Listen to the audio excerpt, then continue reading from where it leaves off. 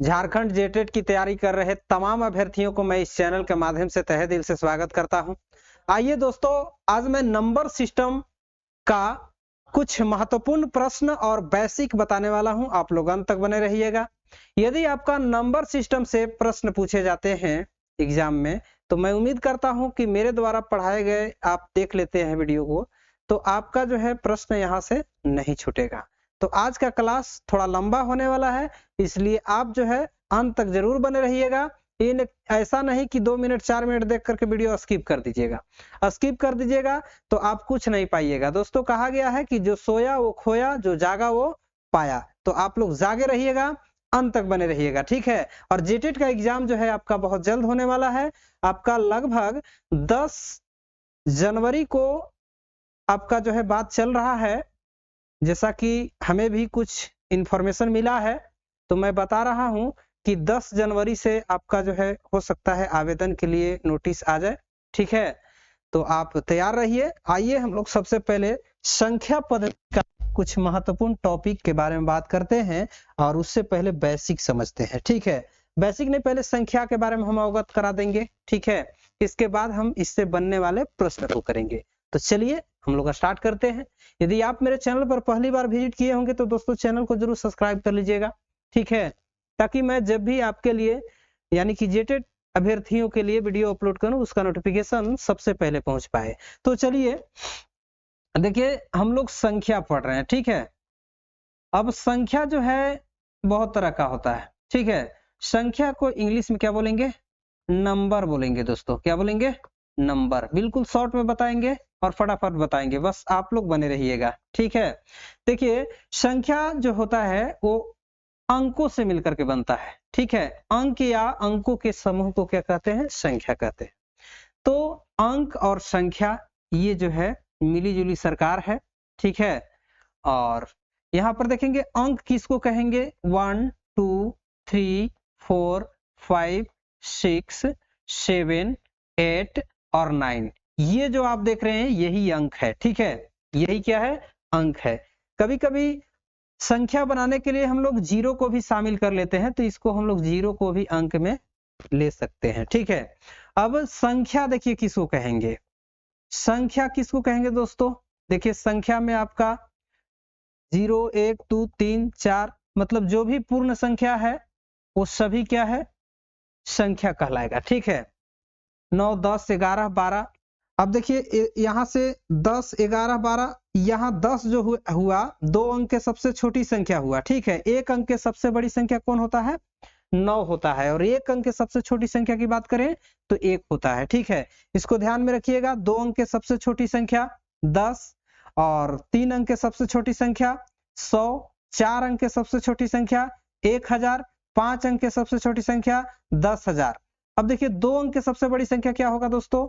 99 हो जाएगा, ठीक है। 1 अंक के सबसे बड़ी संख्या 9, सबसे बड़ी संख्या 9, ठीक है। और 2 अंक के सबसे बड़ी संख्या 99, 3 अंक के सबसे बड़ी संख्या की बात करें तो 999, 4 अंकों की सबसे बड़ी संख्या की बात करें तो 9,999, और 5 अंकों की सबसे बड़ी संख्या की बात करें तो 99,999। तो इस तरह से अंक जो है बढ़ते जाता है। अगर बड़ी संख्या पूछेगा तो 9 9 की संख्या बढ़ते जाएगा, छोटी संख्या पूछेगा तो 0 की संख्या इस तरह से बढ़ता जाएगा। तो इस तरह से आप कर पाएंगे। देखिए, अब चलते हम लोग संख्या के बारे में जानते हैं, ठीक है। इसमें संख्या में सबसे पहले हम लोग जानेंगे प्राकृत संख्या, पूर्ण संख्या, सम संख्या, विषम संख्या, अभाज्य संख्या, विभाज्य संख्या, सह अभाज्य संख्या, ठीक है। तो आइए सभी को हम लोग सॉर्ट आउट तरीके से जानते हैं, ठीक है। सम संख्या, सम संख्या, संख्या, इसके बाद विषम संख्या, विषम संख्या, इसके बाद हम लोग देखेंगे पूर्ण संख्या, ठीक है, पूर्ण संख्या। इसके बाद हम लोग देखेंगे प्राकृत संख्या, प्राकृत संख्या। इसके बाद संख्या क्या होता है? अभाज्य संख्या, अभाज्य संख्या। इसके बाद क्या होता है दोस्तों, इसके बाद आपका विभाज्य संख्या। विभाज्य न कह करके इसको भाज्य भी बोल सकते हैं, ठीक है। भाज्य संख्या, बी काट दीजिए, भाज्य संख्या। इसके बाद आपका सह अभाज्य संख्या, सह अभाज्य संख्या। इसके बाद दोस्तों क्या होगा, और कोई संख्या होता है तो जी हाँ, परिमेय संख्या होता है, ठीक है, परिमेय संख्या। इसके बाद आप लिखेंगे अपरिमेय संख्या, अपरिमेय संख्या लिखेंगे दोस्तों, ठीक है। इसके बाद क्या लिखेंगे, वास्तविक संख्या लिखेंगे, वास्तविक संख्या लिखेंगे। इसके बाद और कौन सी संख्या होती है, इसके बाद आपका वास्तविक संख्या के बाद क्या होगा, तो पूर्णांक संख्या होगा, ठीक है। पूर्णांक संख्या जो होता है वो दो तरह का होता है, एक होता है धनात्मक पूर्णांक और एक होता है ऋणात्मक पूर्णांक, ठीक है। धनात्मक प्लस में और ऋणात्मक माइनस में, ठीक है। तो अब जो है संख्याओं के बारे में हमने अवगत कराया, लेकिन इसका डिफिनेशन कैसे करेंगे हम लोग, ठीक है। देखिए, सम संख्या वैसी संख्या जो 2 से विभाजित हो, जैसे 2, 4, 6, 8 इस तरह से बढ़ता जाएगा। वैसी संख्या जो 2 से विभाज्य हो उसे सम संख्या कहेंगे।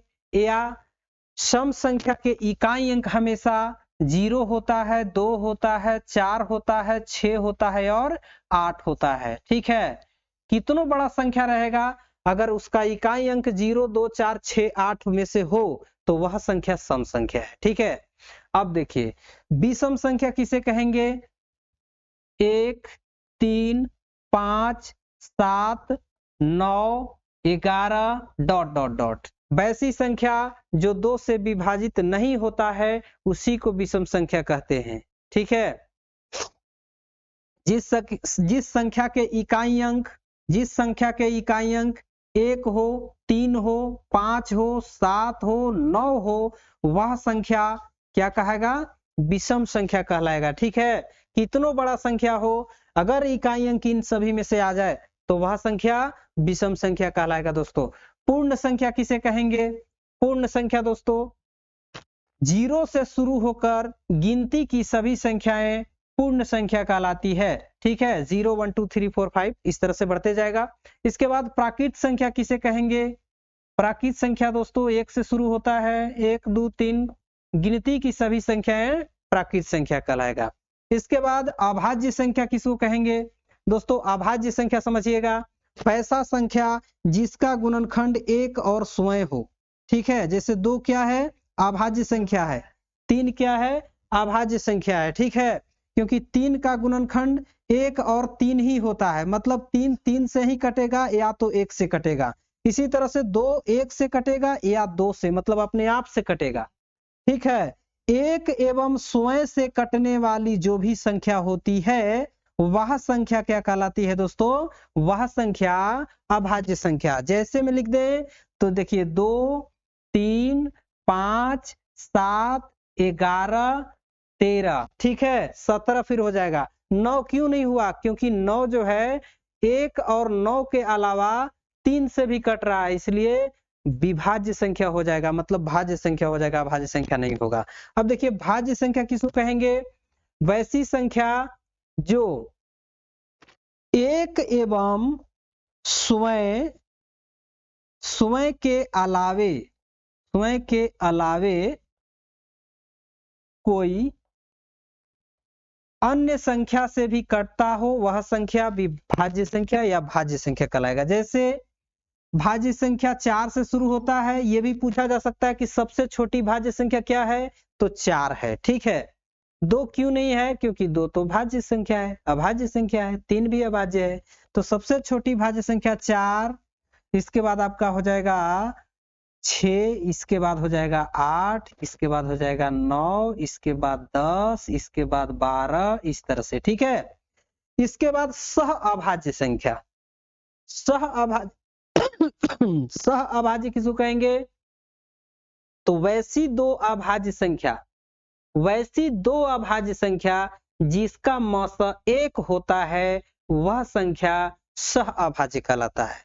ठीक है, जैसे में मान लीजिए कि हम ले लिए यहां पर 2 और 3, ये क्या है, ये क्या है, अभाज्य संख्या का युग्म है।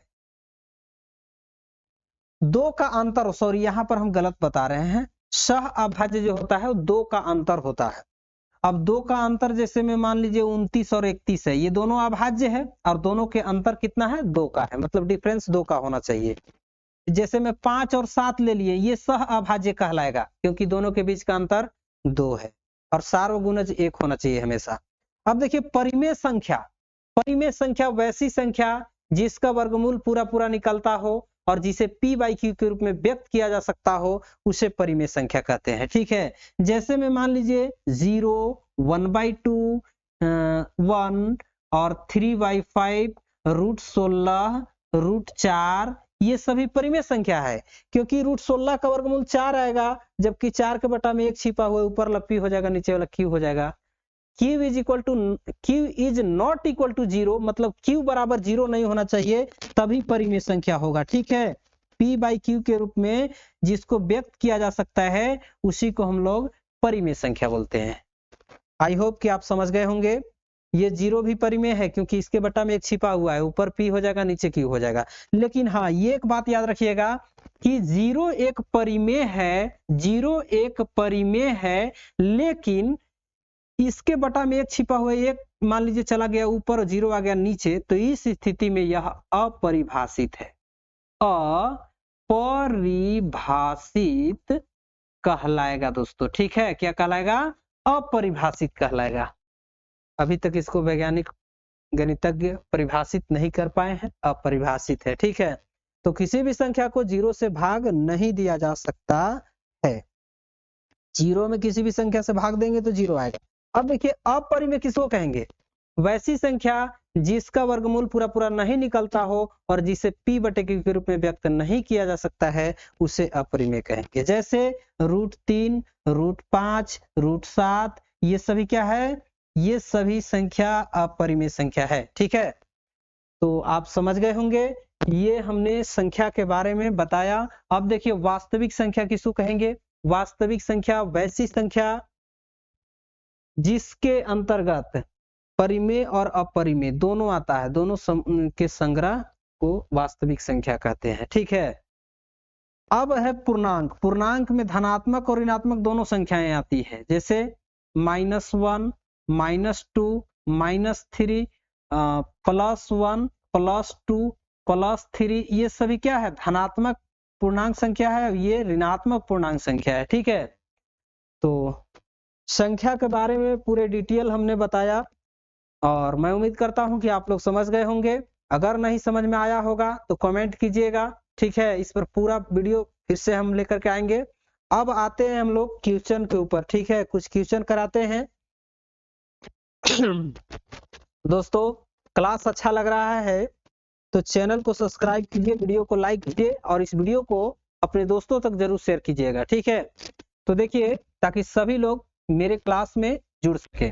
दोस्तों हम बात कर रहे हैं, मान लीजिए एक क्वेश्चन ले लिए कि दो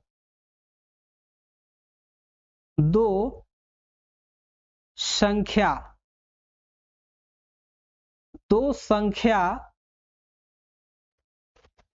एक मिनट,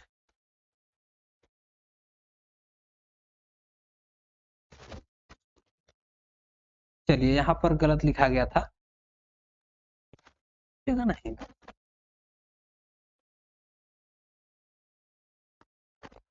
चलिए लिख रहे हैं किसी संख्या का 1/3 15 हो तो वह संख्या क्या होगा।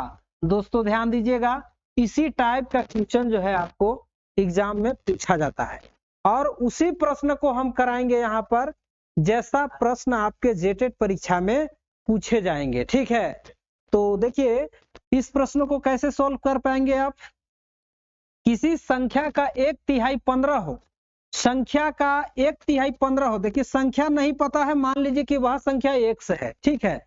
अब x का 1/3 1/3 कितना है, 15 है, ठीक है।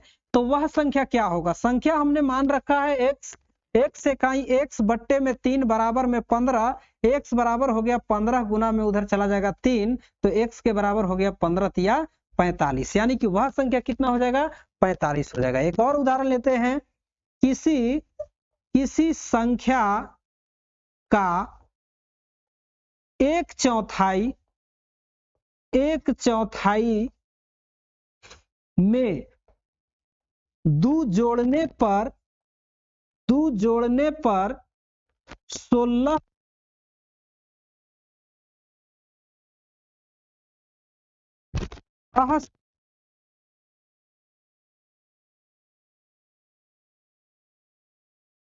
दो के क्वेश्चन आपको देखने के लिए मिलेगा जेटेट एग्जाम में। देखिए किसी संख्या का 1/4 संख्या नहीं पता है, x मान लिए, ठीक है। अब इस संख्या का 1/4 कहने का सेंस कि 1/4 से गुना होगा, ठीक है। अब 1/4 में 2 जोड़ने के लिए बोला जा रहा है, 2 जोड़ दिए, 16 प्राप्त होता है बराबर में 16। यहाँ पर देखिए इसको क्या करेंगे, x गुने 1, x इकाई x बट्टे 4 प्लस 2 बराबर 16, ठीक है। बस इसको सॉल्व कर दीजिए, समीकरण आपको आ रहा होगा तो पूरा क्वेश्चन सॉल्व हो जाएगा, ठीक है। 2 इधर प्लस में बराबर कुछ पर जाएगा माइनस में, x बट्टे में 4 बराबर 16 में से 2 घटाइएगा 14, x के बराबर हो जाएगा 14 गुने 4, 14 चौके 56 आपका हो गया, ठीक है। यानी कि वह संख्या क्या हो गया दोस्तों, 56 हो गया। आई होप कि आप समझ गए होंगे। इस तरह के प्रश्न आपके पूछे जाएंगे एग्जाम में, तो आप प्रश्न जरूर कर लीजिएगा, ठीक है। आइए देखते हैं नेक्स्ट प्रश्न। तो नेक्स्ट प्रश्न हमारा ये रहा स्क्रीन पे, यदि किसी संख्या का दोगुना में दो जोड़ने पर 32 प्राप्त होता है या प्राप्त हो तो 32 प्राप्त हो तो उस संख्या का आधा क्या होगा, आधा क्या होगा, ठीक है। नंबर सिस्टम का प्रश्न हम जो करा रहे हैं, चुनिंदा प्रश्न करा रहे हैं, आपके एग्जाम में जरूर पूछे जाएंगे प्यारे साथियों। तो यहां पर देखिए कह रहा है कि यदि किसी संख्या का दोगुना में 2 जोड़ने पर, जैसे संख्या नहीं पता है, मान लीजिए कि x है, ठीक है। अब संख्या का दोगुना कहने का मतलब कि इसमें 2 से गुना, ठीक है। जोड़ने पर, दोगुना में 2 जोड़ने पर, तो इसमें 2 जोड़ दिए, 32 प्राप्त होता है बराबर 32 ले लिए। अब ये एक समीकरण बन गया, ठीक है। अब इसको सॉल्व करना है, तो समीकरण सबसे पहले आपको सॉल्व करने आना चाहिए। समीकरण के रूल होता है दोस्तों, एक मिनट यहाँ पर हम बता रहे हैं, ठीक है। सबसे पहले समीकरण किसको कहेंगे उसको बता रहे हैं, ठीक है। समीकरण वे होते हैं जिनके 2 पक्ष होते हैं और कम से कम एक चर होते हैं। एक के अलावा 2, 3, 4 भी हो सकता है, लेकिन कम से कम एक चर होना ही चाहिए, तभी वह समीकरण है। चर किसको कहेंगे, एबीसीडी में के जो भी है, एबीसीडी अल्फाबेट, ये सभी जो है चर कहलाएंगे। अचर जो संख्या होता है वो अचर होता है, ठीक है। तो समीकरण 2 पक्ष होता है जिसमें दाया बाया, जैसे हमने लिखा बराबर में बीच में समता का चिन्ह है, मतलब बराबर का चिन्ह है, और 2 पक्ष है दाया बाया, ठीक है। तो ये समीकरण है। 2 गुने x कीजिएगा, 2x प्लस 2 बराबर हो गया 32। अब देखिए 2x के बराबर 32 और 2 इधर प्लस में उधर जाएगा माइनस में, इधर 2x बराबर, इसको घटाइएगा 30 आ जाएगा, x बराबर 30 और बट्टा में 2 आ जाएगा, इसको भाग कर दीजिएगा 15, x बराबर हो गया 15। 15 क्या आ गया हमारा, 15 जो आया एक संख्या आ गया। लेकिन आपसे पूछा जा रहा है कि संख्या का आधा क्या होगा। दोस्तों संख्या का आधा लिखेंगे, अतः संख्या का आधा। अब बताइए आधा, आधा कैसे करेंगे हम लोग, x का आधा कर देंगे, 15, 15 के आधा कीजिएगा 7.5, 7.5 आपका करेक्ट आंसर होगा, ठीक है। इसके बाद देखिए प्रश्न नेक्स्ट।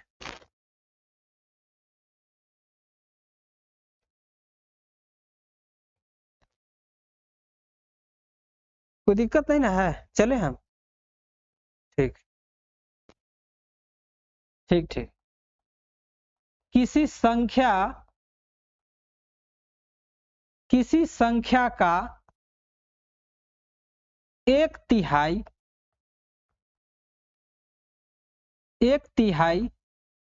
12 हो तो उसी संख्या का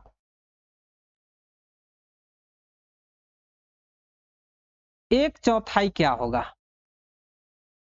1/4 क्या होगा? दोस्तों ध्यान दीजिएगा, किसी संख्या का 1/4 12 हो, सॉरी 1/3 12 हो तो उसी संख्या का 1/4 क्या होगा? पहले संख्या निकालिए। अब संख्या नहीं मालूम है, x मान लिए, ठीक है। अब उस संख्या का 1/3 मतलब 1/3, 12 है तो 12 लिख दिए, ठीक है। अब यहां तक आपका जो है एक स्टेटमेंट पूरा हुआ और इससे आपको x का वैल्यू आ जाएगा, मतलब हमारा संख्या निकल जाएगा। और फिर संख्या निकल जाएगा तो संख्या का 1/4 निकाल लेंगे, ठीक है। तो इसको कीजिए, x इकाई x बट्टे में 3 बराबर में इधर 12, x के बराबर हो गया 12 गुना में 3 और x के बराबर हो गया 12 3 36, मतलब संख्या हमारा आया 36। अब इसी के संख्या का 1/4 बोला जा रहा है कि क्या होगा, मतलब 1/4 से गुना हो जाएगा। तो यहाँ पर 36x का वैल्यू है 1/4, 4 9 36, 9 इकाई 9, तो 9 हमारा करेक्ट आंसर होगा, ठीक है। दोस्तों उम्मीद करता हूं कि ये प्रश्न आप समझ गए होंगे। नेक्स्ट प्रश्न देखते हैं हम लोग। किसी संख्या का 1/2 72 है, 1/2 72 है तो उसी संख्या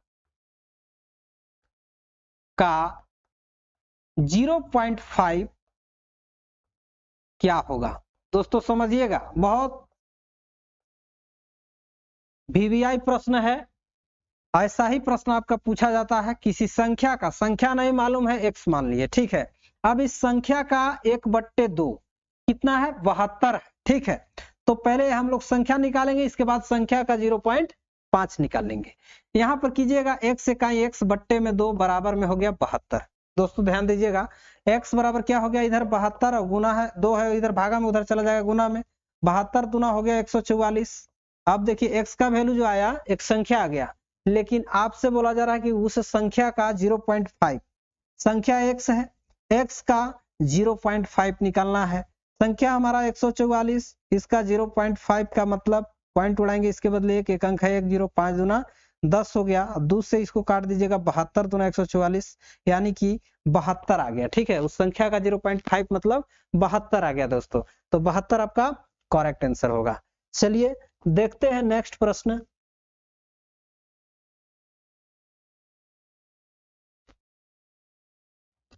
नेक्स्ट प्रश्न हम लोग देखेंगे, किसी संख्या का 1/4 का 20% 100 हो तो उसी संख्या का 40% क्या होगा? दोस्तों बहुत शानदार प्रश्न, लॉलीपॉप प्रश्न, इसी तरह के प्रश्न आपके एग्जाम में छपेंगे, तो यहां पर जरूर देखेंगे। देखिए इसको कैसे सॉल्व करेंगे। किसी संख्या का 1/4, संख्या नहीं पता है, मान लिए x का 1/4 कर लिए, इसका फिर का मतलब गुना 20%, ठीक है, कितना है? 100 है, मान लिए। बहुत आसान प्रश्न है, बस समझने की बात है। x इकाई x बट्टे में 4 का मतलब गुना 20% हटा बटा में 100 सटा, बराबर में इधर 100 है, 20 25 100 कर सकते हैं, कोई दिक्कत। x ऊपर हो गया 5 चौके 20 नीचे हो गया, बराबर में इधर से हो गया 100 हो गया, सॉरी। यहाँ पर x बराबर इधर 100 है, 20 इधर भागा में चला जाएगा गुना में, x के बराबर हो गया कितना? 20 इकाई 20 और इधर 2 0, यानी कि 2000, वह संख्या क्या हो गया? 2000 हो गया। लेकिन आपसे पूछा जा रहा है कि संख्या का 40% क्या होगा? तो गुरुजी आप क्या कीजिएगा, x का वैल्यू 2000 रख दीजिएगा, ठीक है। का मतलब गुना 40%, परसेंट हटाएंगे बटा में 100 लगाएंगे, इसको काट सकते हैं ना 20 बार में, ठीक है, और इसको गुना कीजिएगा 800, आपका करेक्ट आंसर होगा, ठीक है। उस संख्या का 40% 800 होगा, ठीक है। तो इस तरह के प्रश्न आपको करना है। और आज के वीडियो में इतना ही, मिलते हैं नेक्स्ट वीडियो में, तब तक के लिए thanks for watching this video, ठीक है।